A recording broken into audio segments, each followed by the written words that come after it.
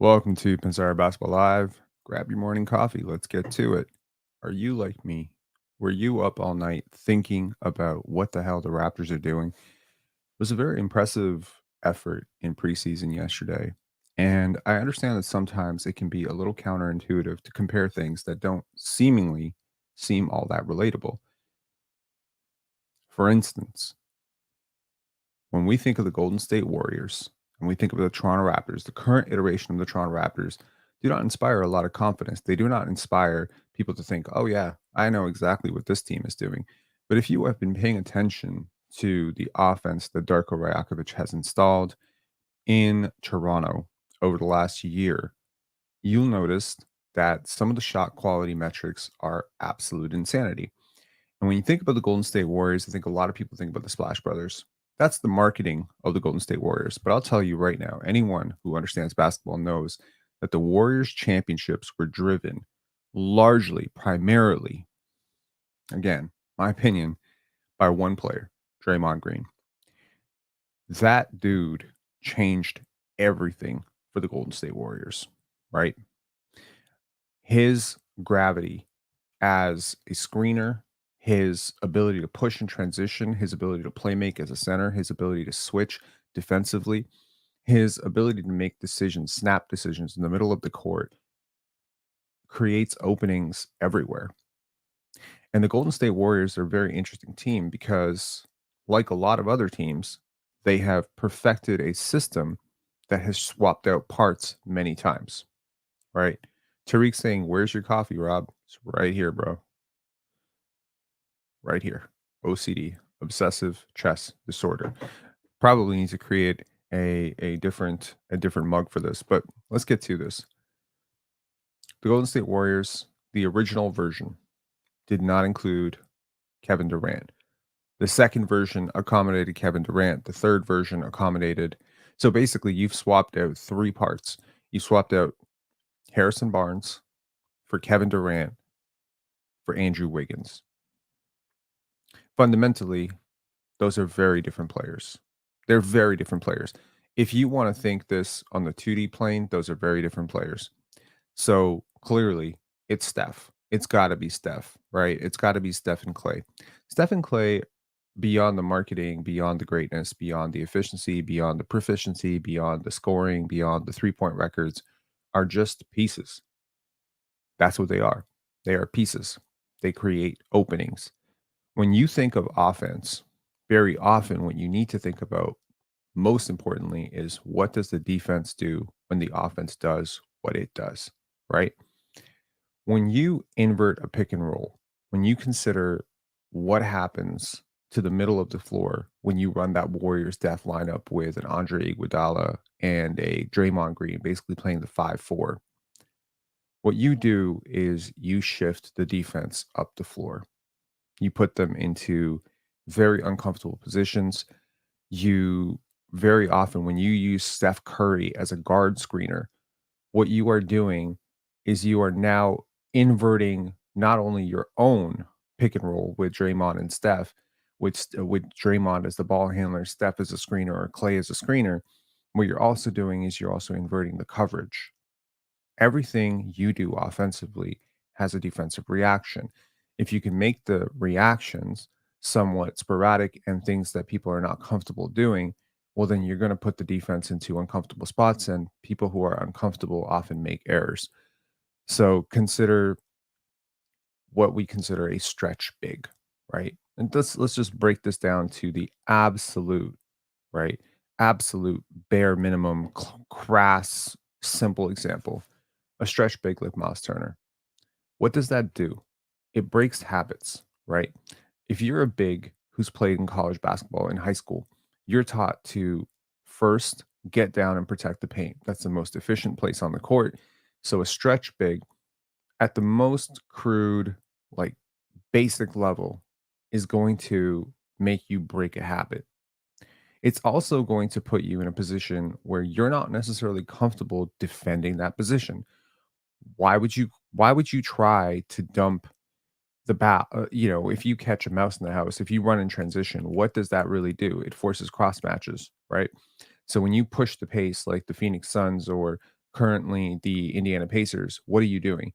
Well, ideally, what you're going to do is you're going to catch the defense off balance, and you're going to get a situation like Jamal Murray is now being forced to guard Pascal Siakam in the post. And that's uncomfortable because that's not where Jamal Murray wants to be in the defense. And now you have to force a scram switch. Like you have to create that, and that in itself will create another opening and another opening, and that is where we say advantage generation, advantage extension. Okay, what about so in a very crude way, if you run in transition, you're going to find earlier advantages, but getting into transition is going to be linked to your defense. So in a sense, defense is sparking offense. And then if you flip it around, offense sparks defense as well, because when you are efficient offensively and you take disciplined shots and your offense is structured and you kind of know where your shots are coming from, and there's a predictable rhythm to your offense and everybody understands which shot is going to go up and which shot is not going to go up, then your offensive rebounding assignments, your defensive floor balance, all of these things work on a string, right? The like I'll give you an example because I think this is going to be more of a teaching live than a talking live, right? Consider the following example. Let's say we have a rhythm and flow to our offense and we're a very well coached team. So let's say we have a principle that if my defender sags off 5 feet, I'll let it fly. That any shooter who has a defender sagging off by 5 or 6 feet, you let it fly. Now, I know that, and you know that as my teammate that that's the shot that I'm going to take, and so there's a predictable rhythm to when you see me open, you can start gearing up for an offensive rebound, right? Fundamentally, you'll understand where my shots are coming from. I'll understand where your offensive like there's a cohesion and a connectivity to how we play basketball. Now, let's just say our scheme is that we have to pass the ball 3 4 times before we take a shot because we're a high school team and our coaches, preaching that, and I take an early shot. Now you're not prepared and that shot goes up and now you need an extra second to just gather what the hell has happened because there was an unpredictability to what I just did and I broke our offensive flow. If I take a shot out of rhythm, not only am I putting my teammates at a disservice offensively, not only am I because we're not going to get the offensive rebound because you don't even know that I'm taking that shot, but also defensively, our floor balance is off and we're going to be caught flat footed defensively, which is going to create better offense for the other team. When I say there's connection between offense and defense, this is what I mean. I think that the Toronto Raptors are seeking to answer one thing. What if the Golden State Warriors offense was being run with a superstar version of Draymond Green? Do you understand what I'm saying? Because Draymond Green is just a piece. He's a really important piece, but he's just a piece. So I want you to imagine that instead of Draymond Green, short roll, screener, transition pusher, transition playmaker, great passer, great rebounder, all the things that Draymond Green does.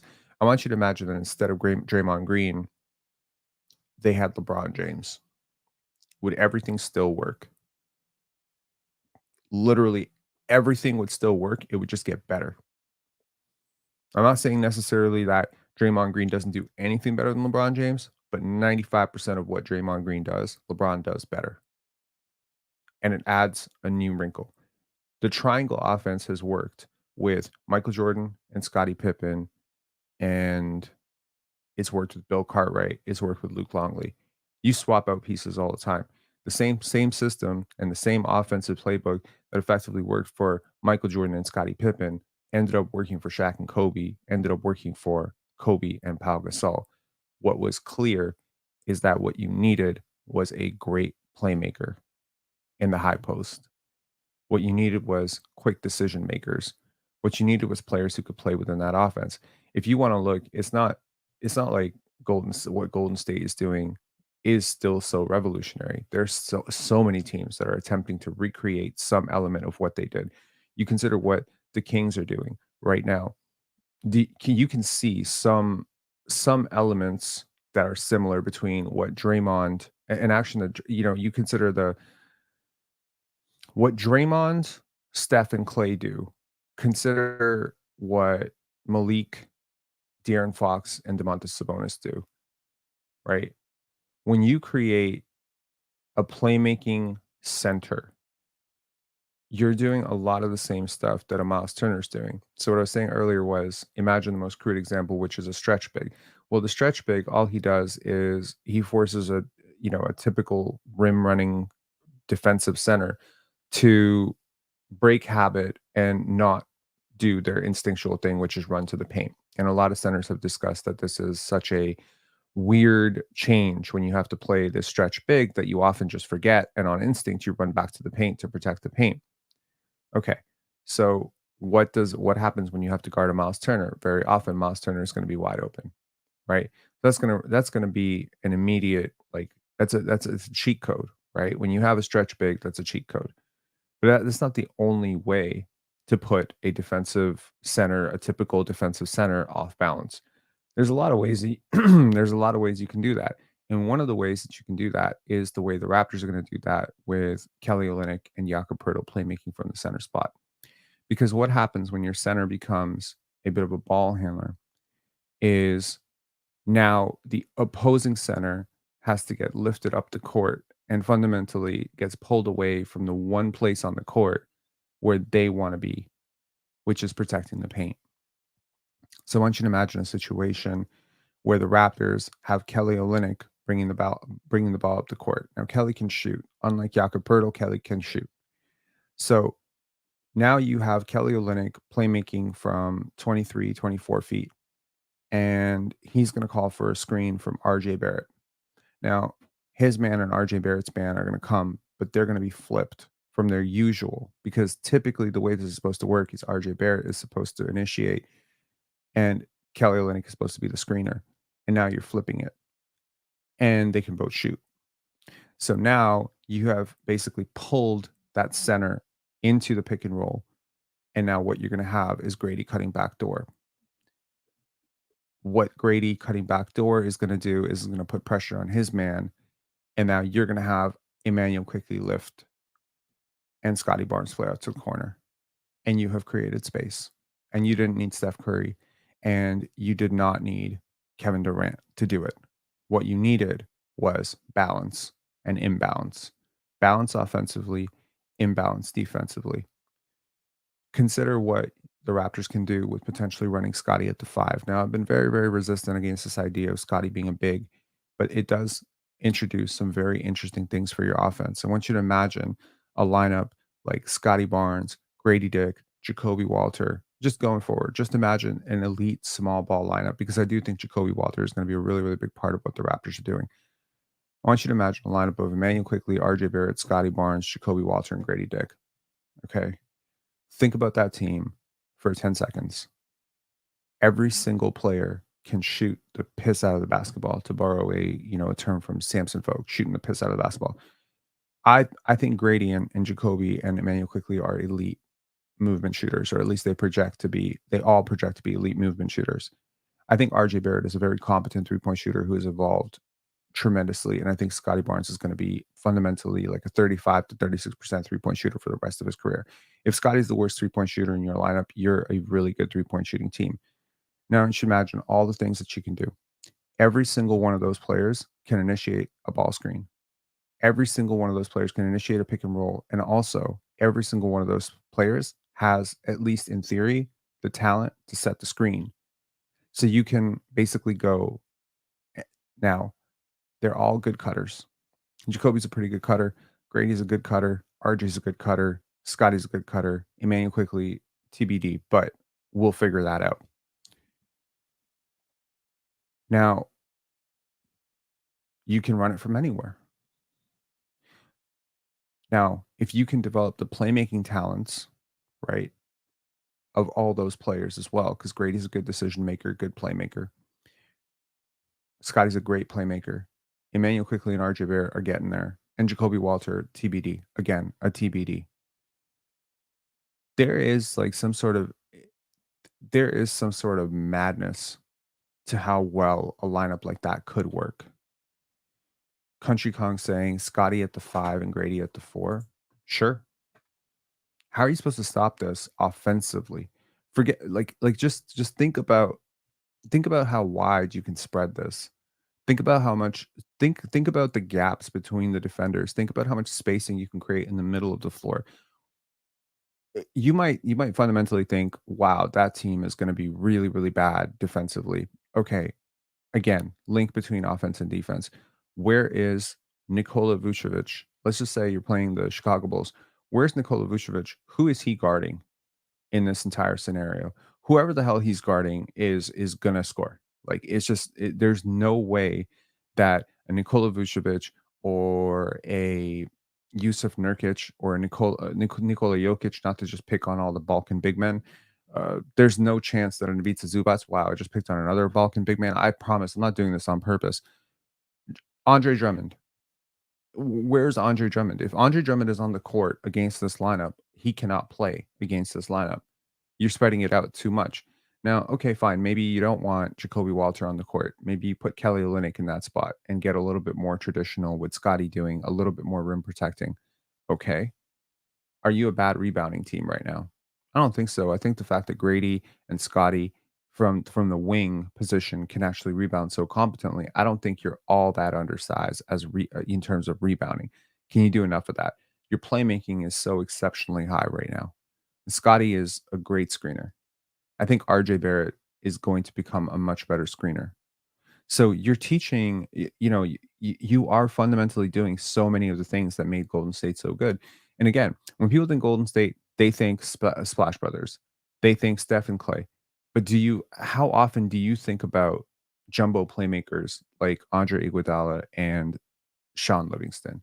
How often do you think of elite screeners like Draymond Green and Kevon Looney? How often do you think of the great passing of the original version of this, which was Andrew Bogut? Now consider the players who haven't worked out in Golden State, i.e., DeMarcus Cousins. What does he have in common? Like he's a good passer, right? Pretty good decision maker, pretty decent shooter. In theory, it should have worked. It didn't work because of defense and health. But when you think about players that the Raptors are targeting, Bruce Brown, great cutter, good screener, positional versatility, right? It makes sense. The litmus test for everything the Raptors are doing is, would the Golden State Warriors have done the same thing? And I think you have to ask yourself, would the Golden State Warriors have drafted Grady Dick? 100% yes, they would have. Would they have drafted Jonathan Mobo? 100% yes, they would have. A playmaker at the 4 or 5 spot who has the ability to guard 4 or 5 positions, or 4 positions at least, who has those broad shoulders to be able to rebound and play a role defensively in the lower third of your defense. Yes, they in fact would have 100% drafted Jonathan Mobo. And the weird thing is, I've been caught a little flat-footed the last few drafts with the Toronto Raptors because they've gone against the player that I thought they would ultimately pick, because my brain is still stuck in 2022 Raptors. I'm still thinking 3 and D. I'm still thinking this is how the Raptors draft. They like this Vision 6'9" thing. They're going to go with Eve Missy. You know, they like plus wingspan. They like athletic, bursty guys. They're not gonna draft Grady Dick. And there has been just a complete flip in philosophy since they brought in Darko Rajakovic. Now, there's this old theory that rookie coaches don't usually have a lot of sway and power on roster personnel, right? And I don't think that's been the case with the Raptors. I think there is a perfect synergy between who the Raptors hired to coach their team and how they're building their team. Like they are building this in Darko's vision for basketball. Or you could say they decided to shift their vision for basketball, and Darko Rajakovic is simply the coach that most agrees with their specific vision for what they want to prioritize on the basketball court. Either that, or they looked at the star player that they had in Scotty Barnes, and when they decided to build this whole thing around him, they decided to model everything that they're going to do from a roster personnel decision to their best player. which is probably the most accurate way. Because if you have the first piece, which something Masai Ujiri has said, we got that first piece. We got the important one. If that's your first domino, if Scotty is where the buck stops, if Scotty Barnes is the best player going forward, well, now the RJ Barrett, Emmanuel Quickly, Bruce Brown, Kelly Olynyk, these pieces fit perfectly if you think of Scotty as a very elevated version, an offensively oriented, higher floor, higher ceiling, higher, everything like a Draymond Green on steroids. And again, I've been spending 2 years, 3 years hating on that Draymond Green comparison because Draymond Green's a role player. Draymond Green is a super sub. Draymond Green is not an offensive, player. Draymond Green is a below the rim athlete. Draymond Green is, the comparisons to Draymond Green is why Scotty Barnes was so underscouted. Not underscouted, underrated as a prospect. It's why people clown the idea of the Raptors building around Scotty Barnes because you don't build around a Draymond Green. But didn't the Warriors build around Draymond Green? Every year that Draymond Green missed, considerable amounts of time, I'm pretty sure the Warriors have missed the playoffs, right? Oh, it was Klay and Draymond, really. Like those two change everything. Tariq saying Draymond or Rodman, who's better? Draymond. I like Dennis Rodman. Draymond's better. So, look, when you think about what the Warriors offense does to a defense, you have to think about floor balance. You have to think about spacing. You have to think about how much playing at that pace drains you. You also have to think about one more thing. And again, this is something we alluded to in the last live, the relationship between offense and defense, the complexity of your offense, right? Again, I'll give you the crude example. The crude example of this, the putting the pressure on the five to guard up top higher in the floor was having a stretch big. The crude example of, putting a defender or putting an offensive player to enforcing them to work on both ends. Think of it this way. Whenever we have a Luka Doncic or a Damian Lillard or a Trey Young, what is the one thing that most announcers say?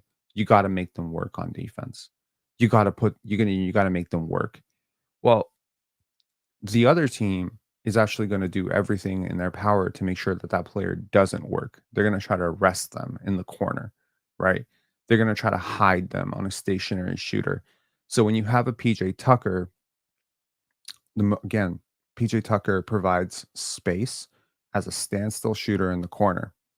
But I want you to think about how many steps his defender has to take in order to stop him, right?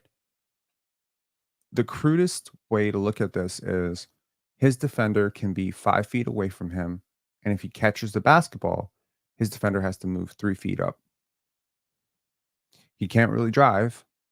He's not a big initiator. He's not going to move up to the top of the floor and then start working through a series of pick and rolls. He's not going to run around and, be a movement shooter. He's not going to be moving around screens like a Rip Hamilton. What toll does PJ Tucker's defender have to take on his body throughout the course of a game? Not much. Not much. What about a Matisse Thybulle? Another player who's just a sort of a subpar but standstill shooter in the corner. What kind of pressure does Matisse Thybulle put on a defender? Not much, right? Okay. What about Chris Boucher? To use a Raptors example, what kind of pressure does Chris Boucher put on a defender? If you can keep up with him up and down the court, you're pretty much good. When you consider the Raptors offense under Nick Nurse, what did it look like? Pascal Siakam pounding the middle. Okay. So that puts pressure on pressure on his defender. If he starts to beat his defender or load his defender, well, then now a second defender is going to be forced to come down and help a little bit. But none of this matters all that much because you have Scotty Barnes and Kem Birch often playing in those lineups, and neither of those guys are very respectable shooters. So the defender is just going to live with ganging up on Siakam. And so what the analytics are going to say is that Pascal Siakam gets the most doubles in the NBA because he pounds the ball for 7 seconds and it allows for doubles. We're just going to ignore that. And if he takes shots at a 54% true shooting or 55% true shooting, you're going to lose the vast majority of those games. And your offensive players are going to be out of rhythm, the rest of them, because they don't touch the ball enough. And the other defensive players are going to be supercharged on offense because on defense, none of them had to work. Nobody's chasing anyone around for screens. Scotty's defender is sagging off into the paint. Kem Birch's defender is just like having a picnic and is having a siesta and probably did a couple bong hits before the game. So my point is, you don't put any pressure on the defense when you play that way.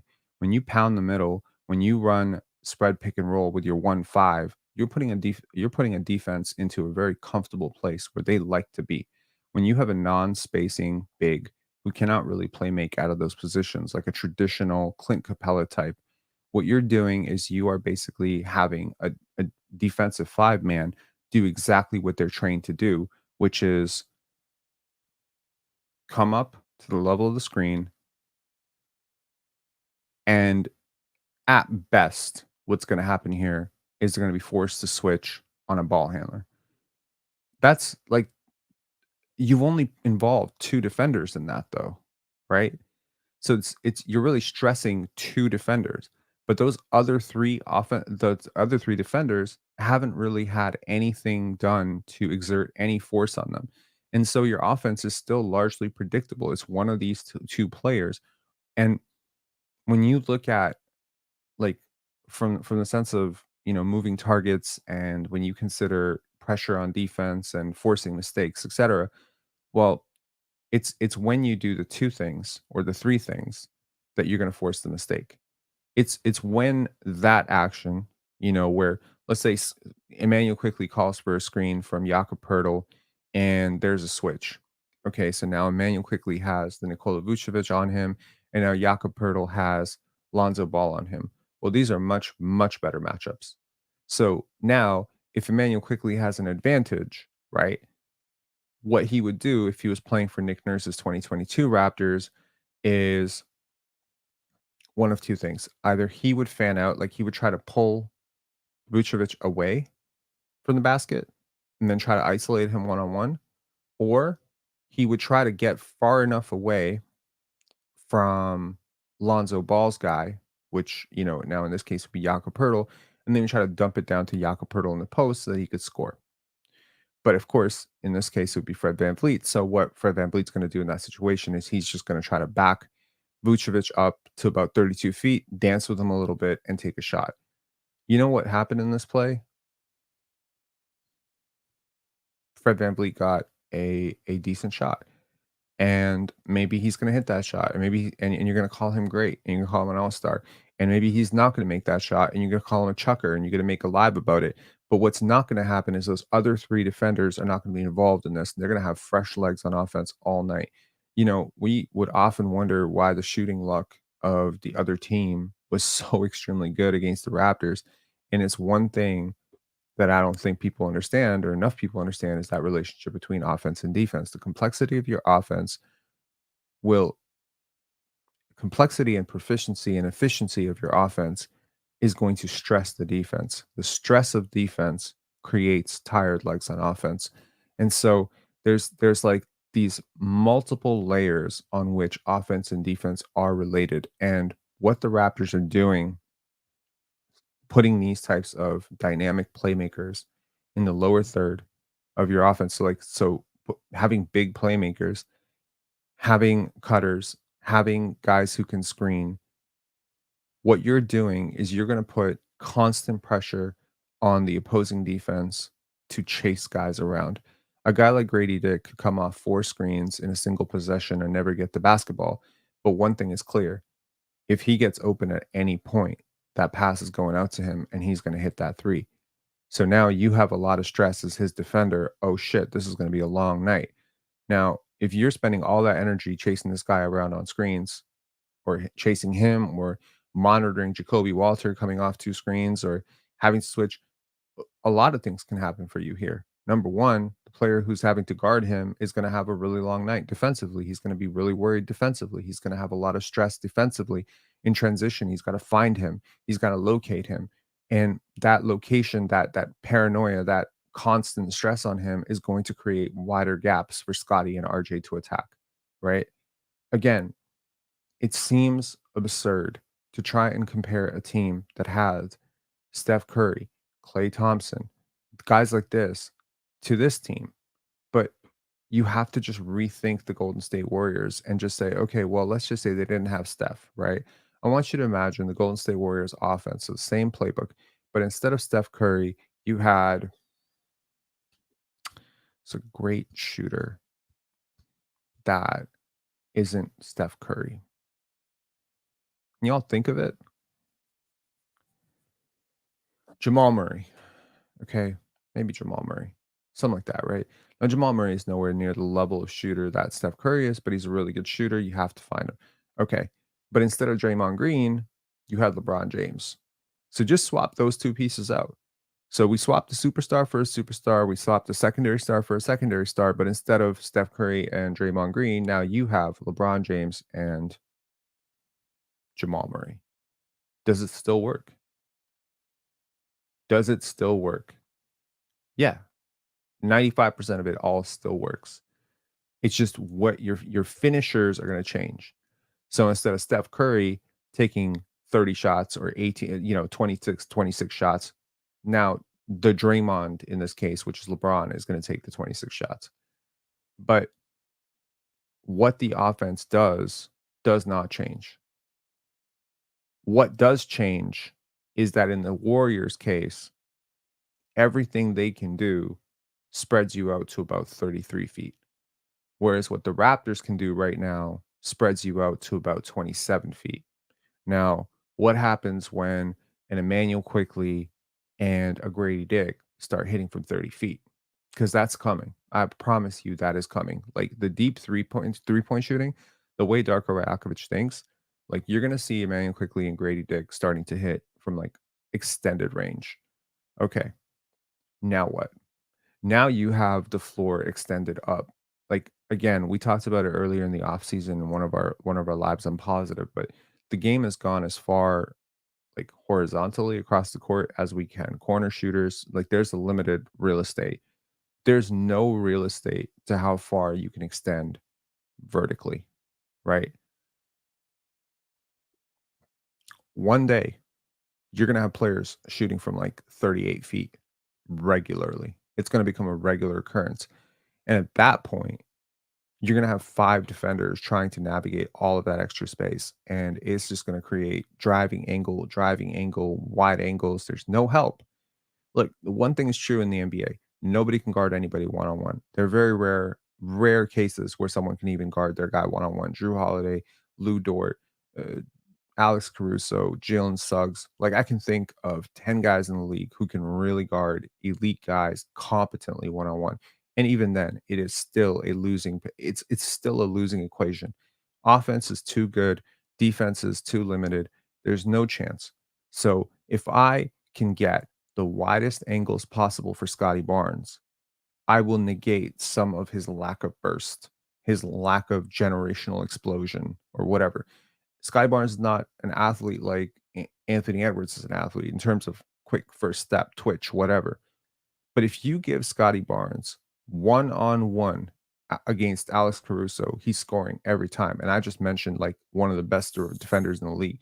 If you give Scotty Barnes 25 feet from the next, I'll say 25 feet, give Scotty Barnes a clearing where the closest help defender is like 14 feet away and he's got one on one against Jason Tatum, he's probably going to score because the offense is always at the advantage here because the offensive player knows what they're doing and the defensive player always has to react.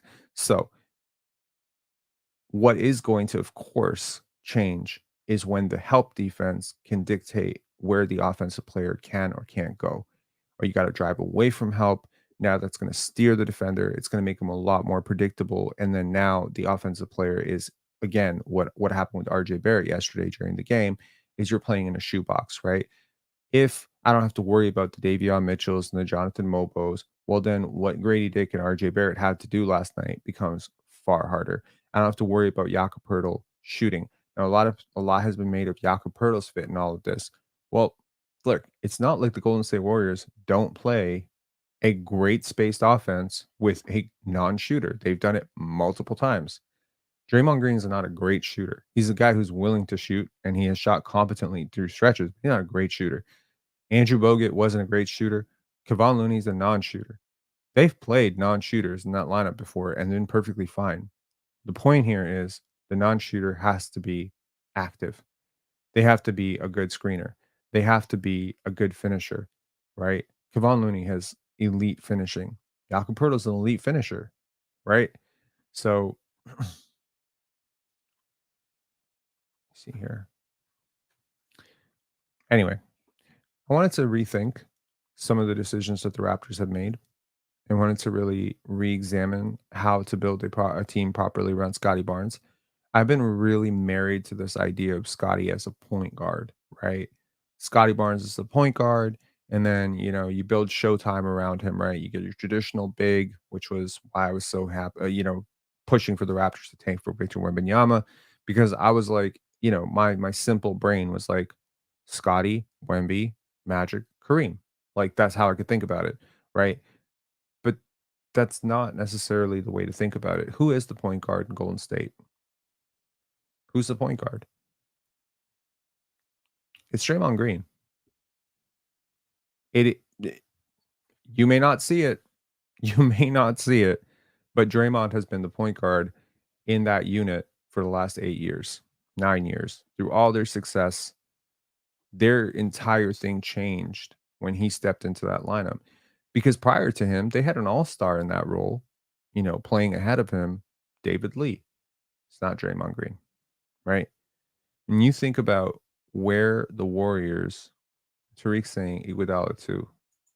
Sure, yeah. Iggy has a great deal of point forward potential. So now I think about, where we could go in next year's draft. And I think about what players in next year's draft would really fit in to Golden State, like what the Golden State Warriors wanted to do offensively. And you know what's interesting?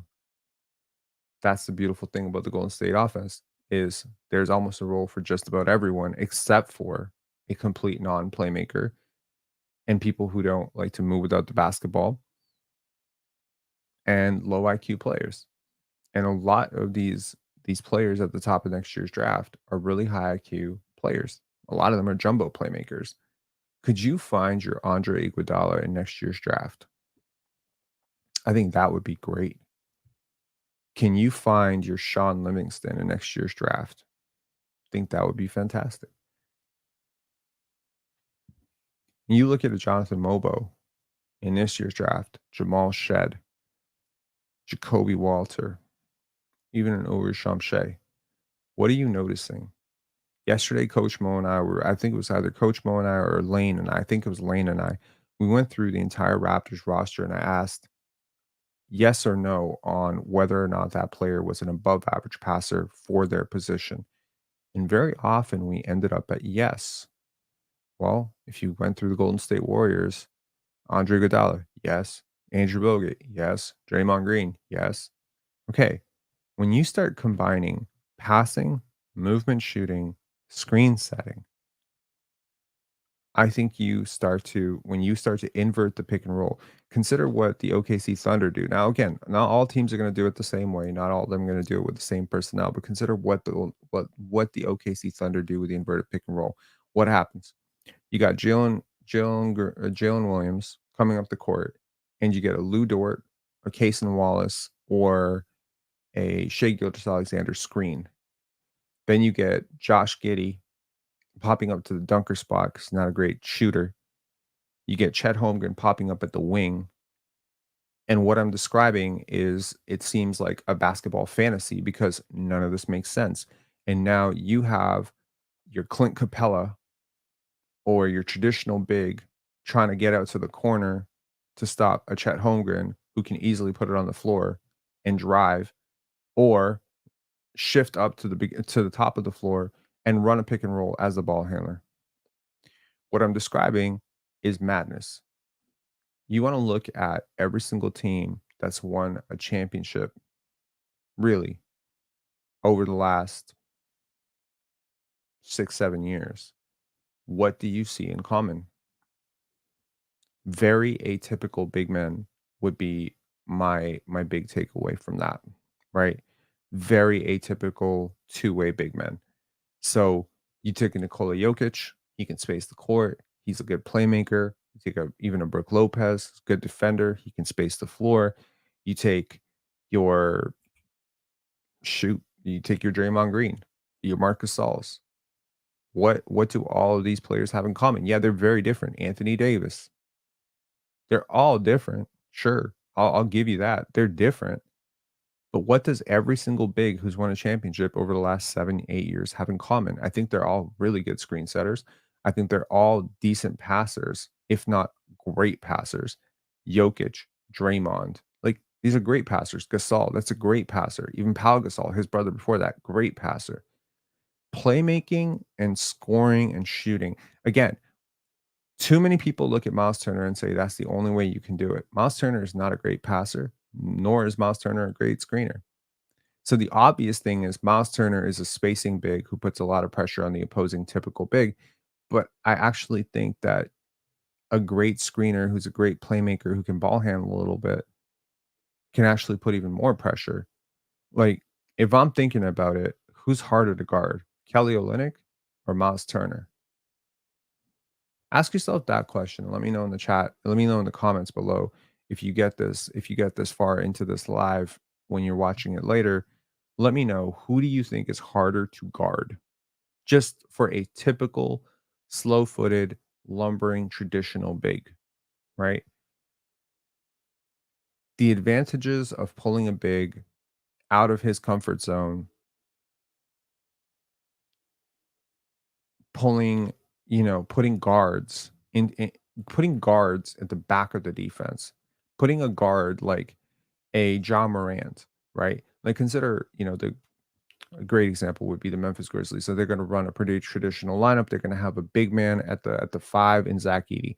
Okay, now how do you score against this team? The traditional way to do it would be to dump the ball down to your big man and have your big man work on Zach Edey. And this is, where the Shaq and Kobe Lakers would have done it, right? Shaq trying to, call for the ball or whatever and trying to get it down and trying to score on him. Okay. That's like the most basic form of basketball. Okay. Well, now, we want to get Zach Edey out of the paint. We want to get Zach Edey guarding in space. So, the very crude version of this is we're going to have Jakob Poeltl come up.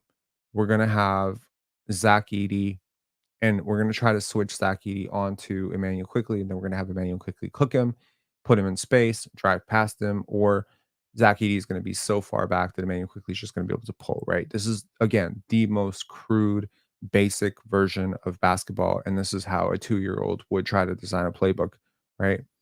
Okay. So in this case, I think if I'm Zach Edey, I'm just gonna play back. Trust my length. If I give up a mid-range, I'm cool with it.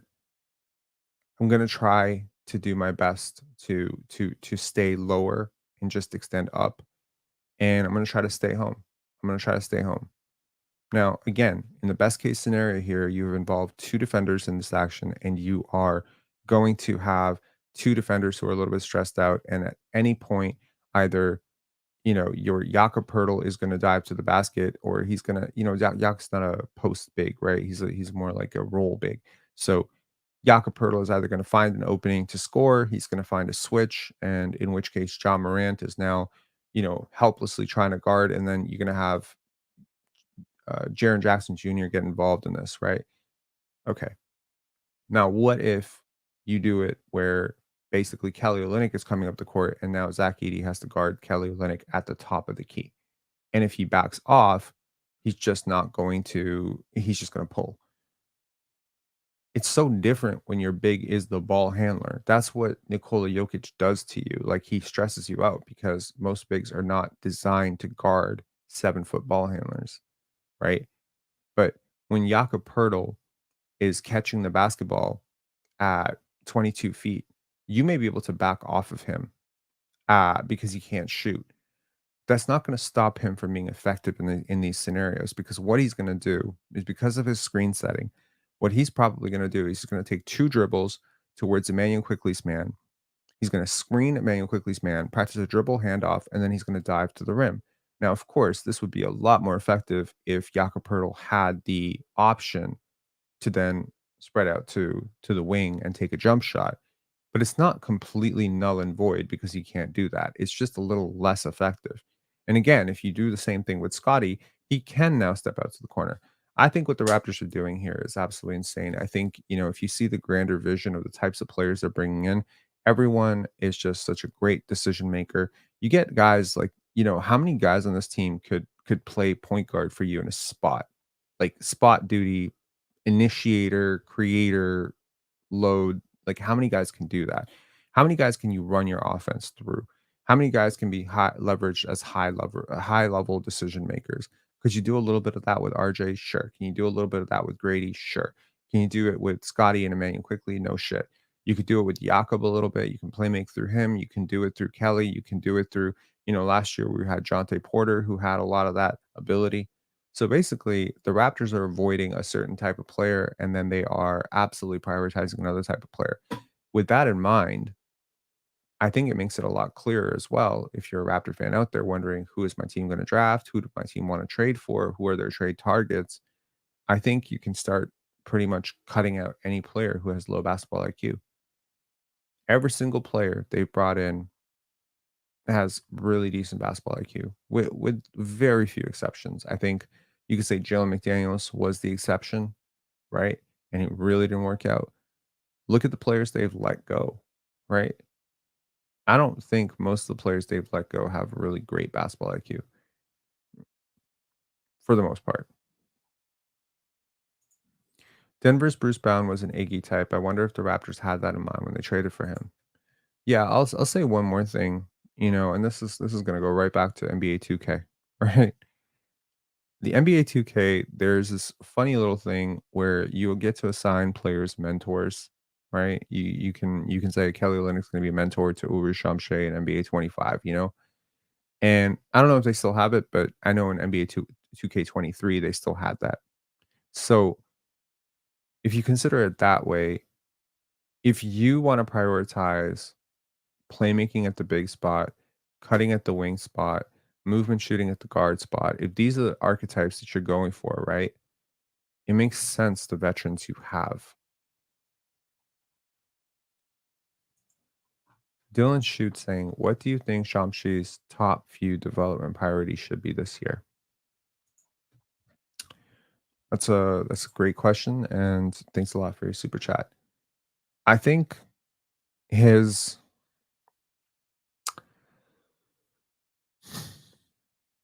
I think if you see the low points of what he does wrong, it's it's very repetitive, like the same thing, right?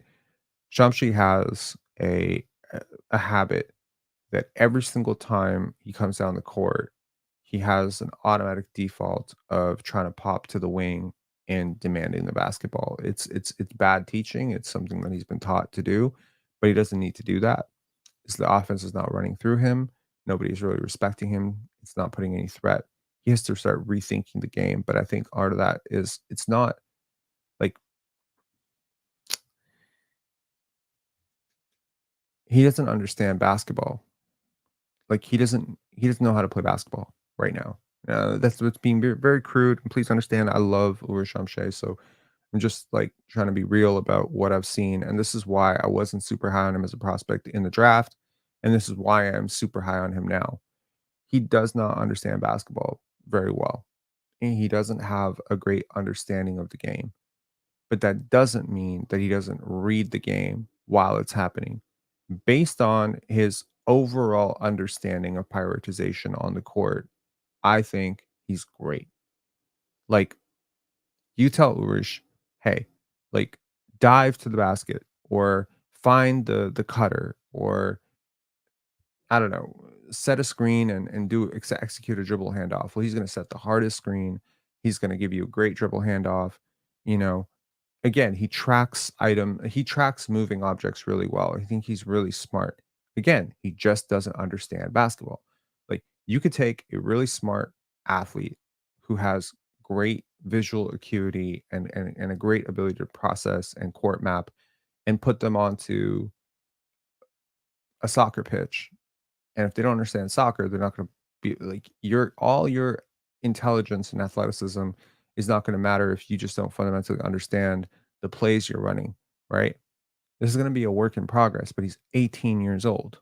By the time he's 21, 22, this is gonna be a beast. In terms of the top skills, I don't necessarily think Ulrich's problem is skills, because if I put his skills and his athleticism and his like, let's say I could transfer Draymond Green's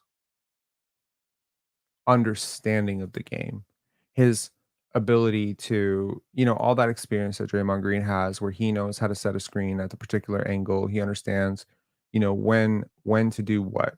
If he could take the know-it-all, the know-all of basketball, if I could just take that and put it into Ulrich's game, I think he'd be an all-star, like, right away, because his speed combined with an ability to actually know where to go on the court would be unstoppable. He would put relentless pressure on the rim.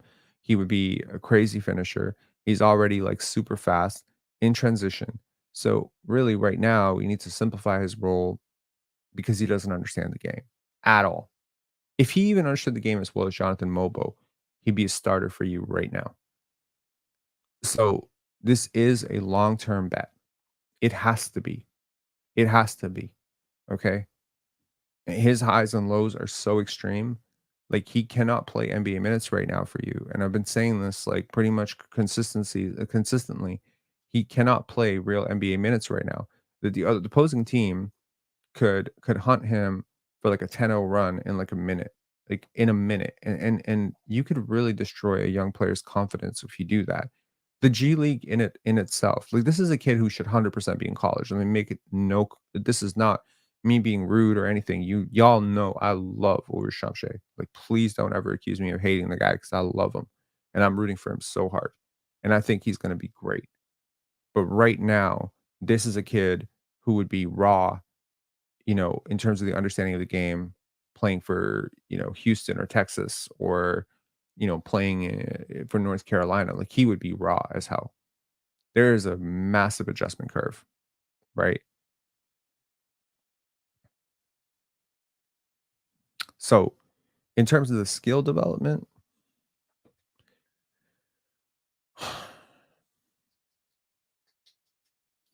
I think the shooting would be great, you know? That's fine. I think he's pretty skilled. Is he not? He's a pretty good passer. He can dribble reasonably well. He's a pretty decent shooter. What does he need to do skill wise? I think he just needs to learn the game, man. In terms of skill, okay, sure, let's do this. Since he does have a penchant for like posting up, I think a one dribble hook shot, like just put it down once, hook shot, both shoulders would be good. If I'm thinking long term, I would love for him to develop a bit of a turnaround jumper. Like, that would be great, you know? Like an ability to go like, and again, we're thinking like Hakeem Olajuwon, Joel Embiid type of upside here on this, and there's no guarantee at all that he's ever gonna be that good. But let's just say I would like him to develop a a little hook shot and at least some sort of turnaround jumper. Basically, the shot that Jonathan Mobo tried yesterday, I would like him to develop that. Other than that, a stationary 3, like, I would just be piling on, pull-up threes from the top because he's gonna but the problem is he's so fast in transition, he's never trailing the play ever. It just doesn't matter. Like, he's never gonna be the last guy up the court. He sprints too hard, and that's when I say that's the problem. right? Because sometimes you sprint into a space that you shouldn't be occupying because someone told you you got to run the court as hard as you can. Do you know what I mean? Like, man, I got to be really careful with some of the stuff I say about Urish because, sometimes people take it out of context. And let me just put this very clearly. He has not been super well coached. No disrespect to the Basketball Africa League. I noticed it when I was watching him a year ago as well, where I was just like, fuck, like the coaching here is awful. Their coaching needs to get so much better. If this kid, if Ulrich, instead of going to, instead of going to Senegal and going to the Basketball Africa Academy, and again, this is me saying this as a person who is a very big proponent for, Africa deserves chances, Africa, deserves investment, Africa deserves better. But this is why Africa needs to do better. This is why there needs to be more investment because you can really fuck this up. Like, you could really have fucked this kid up because if this kid was in Spain or if this kid was in Greece or if this kid was in Italy or if this kid was in Serbia, this kid would have been a top 5 pick this year. With his raw potential and his willingness to learn, he should have been a top 5 pick. That's the problem. He wasn't a top 5 pick because I don't think the coaching he's received, I don't think the game reps he's received are conducive to success. I don't think that they are representative. I don't think like when I compare the amount of development and coaching and reps that a youth prospect like Nikola Topic had in Serbia versus what Urish has gone through the last 4 years, I'm like, holy shit. So look, on the one hand, you look at it two ways. Bearish outlook, oh fuck, we already fucked it up. The Raptors have to reclaim this project, blah, blah, blah, blah, blah. On the other side, this kid has never been coached properly. Not once, not ever. He's been taught. He's basically right now, Ulrich is at the same level that I think Scotty Barnes was at in grade 6. You want honest truth? That's where Ulrich is. I watched Scotty. I went back and watched some Scotty Barnes stuff like from grade 8, grade 9. Trust me, Scotty was way ahead of him. Not as an athlete, not in terms of reading, not in terms of skill. I'm just talking knowing the game, understanding the game. There was this entire thing on the player's choice the other day where, Ox said Russell Westbrook plays an elementary style of basketball. Now, elementary just means basic. I'm telling you this, like when I look at guys like Chris Boucher play basketball, I'm like, bro, this guy does not know how to play basketball. Just doesn't know how to play basketball. He's a professional athlete, makes $11 million a year, doesn't know how to play basketball. James Wiseman does not know how to play basketball. Doesn't know where to be, doesn't know where to go. There's a lot of guys like this. I'm sorry. If you're tall and you're big, there's a lot of guys in league history who really didn't understand basketball. They were always in the wrong place. They were always cutting into space where they shouldn't be. They were always like they didn't know how like that's what makes a guy like Draymond Green or Nikola Jokic stand out is because of how well they understand basketball. Now, if Nikola Jokic is the barometer for, understanding basketball, then I guess none of us understand basketball because that guy's on a completely different level. But when you see an Aaron Gordon, when you see a Nikola Jokic, when you see a Bruce Brown, like these guys really understand the game. They understand how to play basketball. They could have played in any era. They can play with any team. That's just there's just the basketball. You need to teach the game. That's what's really and with Ulrich, like if he had come into a Nick Nurse team, he would fail. I think no matter how hard he works, eh, they weren't teaching the game properly 4 or 5 years ago in Toronto. But right now, they're teaching the game properly. They have the right teachers in place. I have nothing but faith that Ulrich is going to be great. He's going to be great. He's this kid works way too hard and he's in too good a situation. Touch wood, he's going to be successful. If he wants to be successful, he's going to be successful. When I say successful, I mean he's going to be super successful. If y'all remember the the graphic that I did the other day, Ulrich was on my top line of prospects with Grady Dick, and I still feel that way. Yesterday, notwithstanding, I still feel that way because again, the stuff he does, you cannot teach. His angles to the rim, you cannot teach. His natural penchant for playmaking and rotations and tracking the basketball, you cannot teach. His hand-eye coordination, you cannot teach. Where he needs to be on the basketball court, his fundamental understanding of how to read a pick and roll, yeah, that you can teach so that he's not diving into his even his aggression, like his overall aggression level. That's not easy to teach. So yeah. Anyways, okay. I hope this live has been somewhat organized. I felt yesterday's live wasn't super organized, and then now today maybe I'm not super organized. So maybe I need to like create notes. I think I'm gonna have to create notes for the next live because I don't want to ramble and then piss people off and then have people thinking that I'm just rambling. I probably should be doing it a little bit. Precious is worse. See, when you bring up Precious, yeah, that's a great example of a guy who doesn't understand how to play basketball. I'm telling you right now, Precious Achua does not understand how to play basketball. There are loads of kids in high school. Like you look at an AJ DeBonsa, watch AJ play. That kid really understands basketball. If you want to go to Paige Beckers, she really understands basketball. Like these people really understand how to play the game. There's a lot of guys out there, a lot of guys, women, whatever, and they're just playing on instinct. They're playing on raw gifts, and they really don't know where to be. They really don't. They don't understand, you know, how to ice a pick and roll. They don't understand, you know, how to help. They just have like the crudest understanding of put your hands up, put a body on a guy. Like they again, they have a grade 6 understanding of the game, right? And basketball is, again, once you figure it out, it's a really simple game, right? Scotty can say it's a simple game. Jokic can say it's a simple game. Yeah, things are just like, composition is easy for Mozart. Basketball is easy for these types of savants and geniuses, right? But the reality of the situation is basketball, football, these are not easy games. These are really hard games because there's a lot of moving objects. And there's one ball, there's like so many variables, and you just need to have a knowledge for it, right? There's a lot of depth to coverages. There's a lot of depth to offense. There's a lot of read and react stuff, and so by pushing this system, what you are doing is you are training these players to be better. And I'll say one thing, two things actually. We talk a lot about getting draft lottery picks and all that stuff. And my position on this has largely been that it's a little bit overrated and the draft is a bit of a crapshoot.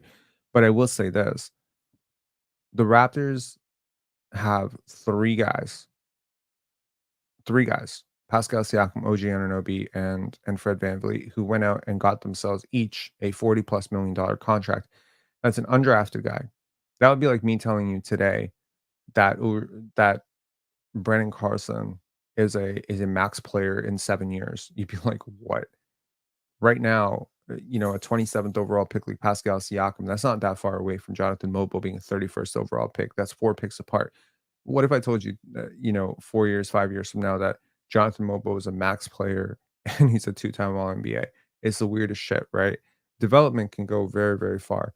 One thing that's very important is that creating an offensive system that produces a ridiculous number of efficient looks and puts guys in positions to succeed, and development and teaching, you're also really farming assets, right? This is the farmer. The farmer knows, right? So if you take a guy like a Jonathan Mobo, who has a 3-year deal, 3-year guaranteed deal, and you fundamentally develop this guy into a great corner shooter, what kind of trade value does he have a year from now? The value thing is mutually beneficial to both sides. Whether you are farming him to be able to be a trade asset, or you are helping him develop so that he is massively and exponentially raising his own earning potential, there is a handshake agreement here where what is good for one is also good for the other. It is in the Raptors' best interest that Jamal Shed become the next Kyle Lowry. That is fundamentally in his interest. And so you meet this prospect and you say, we want to turn you into the best version of yourself so that you have the opportunity to go out and get $30 million. And that type of investment is going to perk everybody up. It's going to get, and once they figure out, and really smart players, that's the good thing. They're good shit detectors, and they understand when you don't know what you're talking about. Grady Dick, the first thing he said when he got to Toronto, is that he really felt like Darko understood basketball. Like he really understood the game at a really high level.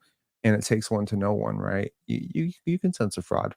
You can, you know, and so Grady would be like more invested in that. And so now you can get him fully bought in. And now what about a year from now? Okay, initially you had a 13th overall pick. You could have pissed it away. You could have picked the wrong guy, whatever. You turn a 13th overall pick.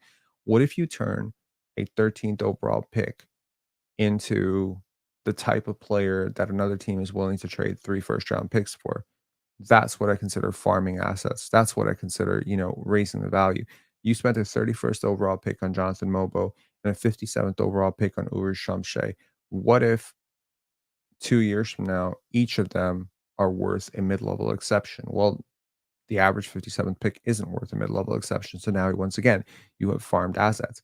It's the same thing with what you've done the first time around, except this time your system and your system is basically going to be conducive. Like you have this entire development pipeline with the Raptors 905, and now you have this, motion offense that is going to, create better, smarter basketball players. But the offense in itself is a double whammy because it's not a double whammy, it's a double benefit because not only are you teaching the game, but on the other side, you are creating like the highest shot quality in the NBA because all your shot quality metrics are going to be like wide open. Like what happens when you pass the basketball properly and you don't hug on to it and you're creating great screens and you have these excellent screeners and you have good passers and good decision makers throughout, and you have just a competent enough of playmaking advantage on your opponent all the time. What you're going to do is you're going to create the most open looks that Grady Dick is going to find anywhere in the NBA other than Boston. And what that's going to do is it's going to massively accelerate his numbers. You turn him into a 43%, 44% three-point shooter. And now teams are like gearing up to give Grady Dick a max contract because he's like the missing piece. And of course, he's going to go there and it's not going to be the same because that's who he is in our offense. So, in the end, right now, you can do is you can take every single player right now that's worth 2 first round picks and turn them into the type of player that'll be worth 4 first round picks in a year. So again, when you run basic bullshit offense where one guy like Pascal Siakam is the only guy who's ever, given anything of consequence and everyone else is just forced to stand in the corner and take his scraps, what you do is, you massively change his numbers. You kind of cut out development. Is it let me know in the comments later if you're watching this later if it caught you as odd that Chris Boucher, a player who played on a championship squad, a player who played for 4 years under Nick Nurse, a player who played on multiple teams that were made deep playoff runs. Let me know if you found it odd that a player like that got this far and nobody really taught him how to play basketball. Tell me if it's weird that it took this guy, Darko Rajakovic, coming in and he's saying, I'm treating him like one of the rookies. You understand what I mean? You know how fucking weird that is? That a player who's made almost $50 million in his career has played for an NBA champion to this date does not fundamentally understand how to play basketball. Think about what could have happened if your Precious Achuas and your Delano Bantons could have come in with this type of development coach. It is the Nick Nurse effect.